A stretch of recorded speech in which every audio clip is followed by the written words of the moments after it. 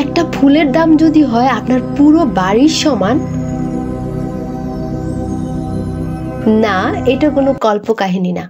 1700 শতকে এক দেশে মানুষ সত্যি তাদের ঘর, জমি, এমনকি ভবিষ্যৎ বিক্রি করেছিল একটা টিউলিপ ফুলের জন্য। এটা ইতিহাসে প্রথম অর্থনৈতিক বুদবুদ, যার নাম টিউলিপ মানিয়া।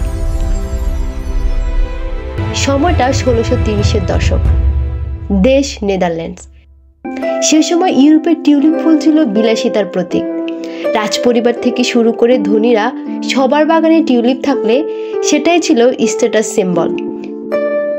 কিন্তু ধীরে ধীরে এই ফুলটা শুধু সাজানোর জন্য নয়, বিনিয়োগের পণ্য হয়ে গেল।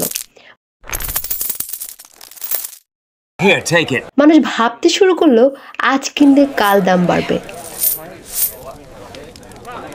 আর তখনই শুরু হলো এক অদ্ভুত উন্মাদনা, টিউলিপ ফিভার। আমস্টারডামের বাজারে প্রতিদিন টিউলিপের দাম বাড়তে লাগলো। একটা টিউলিপ বাল্বের দাম কখনো কখনো একজন দক্ষ কারিগরের 1 বছরের আয়ের বেশি হয়ে যেত। লোকজন তাদের বাড়ি, জমি, এমনকি সম্পত্তি বন্ধক রেখে টিউলিপ কিনতে শুরু করলো, কারণ সবাই বিশ্বাস করত আগামীকাল দাম আরো বাড়বে। টিউলিপ বিক্রির জন্য তৈরি হলো ফিউচার কন্ট্রাক্ট, মানে আজ চুক্তি করা ফুল ডেলিভারি পাবে কয়েক মাস পর। শেয়ার বাজারের মতো একটা বাজার গড়ে উঠেছিল শুধু টিউলিপের জন্য। 1636 থেকে 37 সালের দিকে এই উন্মাদনা পৌঁছে যায় চরমে। এই সময় ইতিহাসের সবচেয়ে দামি ফুলের জন্ম হয়, স্যাম্পার অগাস্টার।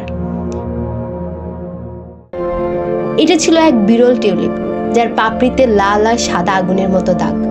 মানুষ ভাবতো এটা ঈশ্বরের আশীর্বাদ, কিন্তু আসলে সেটা ছিল এক ধরনের ভাইরাস, টিউলিপ ব্রেকিং ভাইরাস, যা ফুলের রং পরিবর্তন করত, তাকে আরো সুন্দর করে তুলত।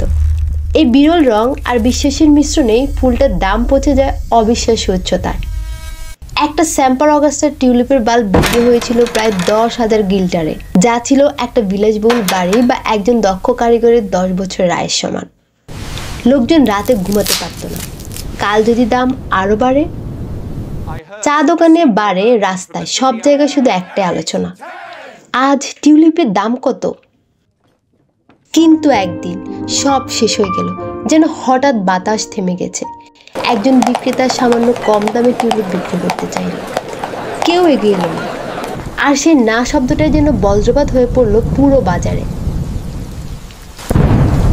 লোকজন পিস করতে লাগলো, দাম কি আর বাড়বে না? মুহূর্তের মধ্যে ভয় ছড়িয়ে পড়লো আগুনের মতো।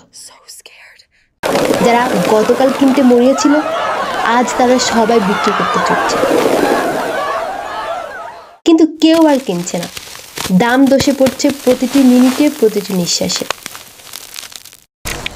যে ফুল একদিন বাড়ির দামে বিক্রি হচ্ছিল, আজ কেউ তাকাতেও চায় না। বাজারে শুধু নীরবতা, আর চারপাশে সে ভয়ঙ্কর সত্য, সব শেষ।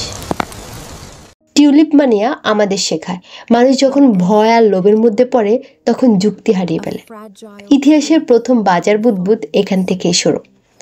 আজ আমরা দেখি ক্রিপ্টো, স্টক বা হাইপ জিনিসের বিনিয়োগ, কিন্তু মূল গল্পটা একই, ভয়, লোভ আর অন্ধবিশ্বাস।